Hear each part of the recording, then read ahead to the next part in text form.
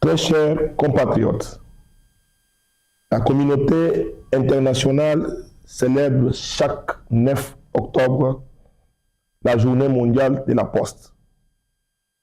Pour l'année 2025, cette date marque le 150e anniversaire depuis la création en 1874 de l'Union postale universelle, IPAI en cycle, à Berne, en Suisse.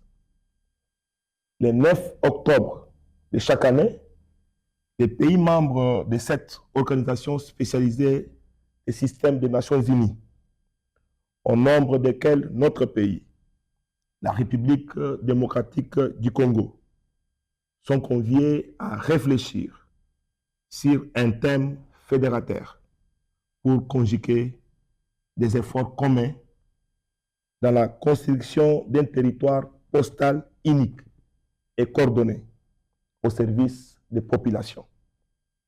La poste pour les peuples, service local à portée mondiale, est le thème retenu cette année.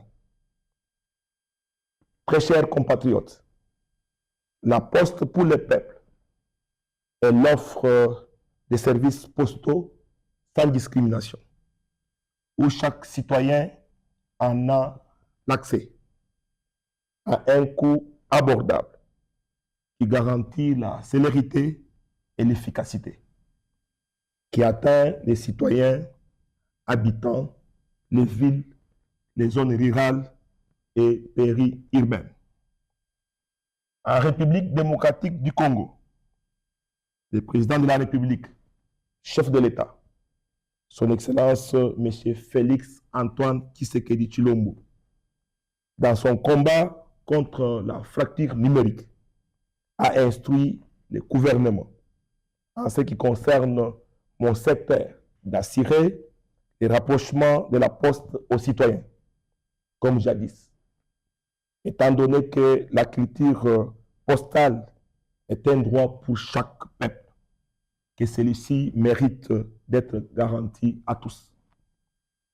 Une boîte postale par ménage ou par famille est une nécessité à rétablir dans notre société. La Société congolaise des postes et télécommunications, SCPT en cycle, opérateur désigné selon la dénomination consacrée par l'Union postale universelle, devra se doter de moyens financiers et techniques conséquents dans le cadre des partenariats publics-privés pour la modernisation de ces infrastructures et services afin de les rendre viables et accessibles aux citoyens sur l'ensemble du territoire national. Dans le même ordre d'idée, la loi numéro 012/2002 du 16 octobre 2002 sur la poste fait droit d'exclusivité de la distribution des lettres de 0 à 2 kg à la SCPT. Mon administration et les régulateurs sont dotés pour cela des officiers de police judiciaire à compétence territoriale générale dans le secteur de la poste pour veiller à l'application stricte de cette disposition légale. Très chers compatriotes, le thème du jour nous renvoie également à réfléchir sur les services locaux à portée mondiale. Ce terme fait allusion aux différents services postaux qui sont organisés par l'opérateur désigné, à savoir la levée, le tri, l'acheminement et la distribution d'envois postaux, que sont les lettres et colis à l'intérieur du pays. Les services financiers et numériques, ainsi que leurs relations avec les réseaux postaux internationaux, telles sont les variétés de services offerts à la population. Il s'est de relever qu'en République démocratique du Congo, les services postaux internationaux, tout comme les services locaux, sont confrontés à des défis et à des opportunités significatives. C'est donc un challenge pour le gouvernement et les prestataires de services.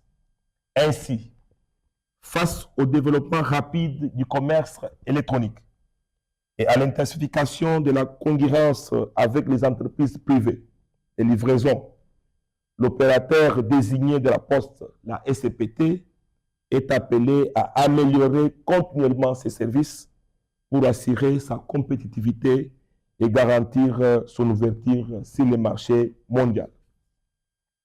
Très chers compatriotes, le gouvernement, par le biais du ministère des Postes et Télécommunications, a consulté les acteurs de l'industrie de la poste, composés de l'opérateur désigné, des privés, des courriers professionnels, ainsi que les transporteurs.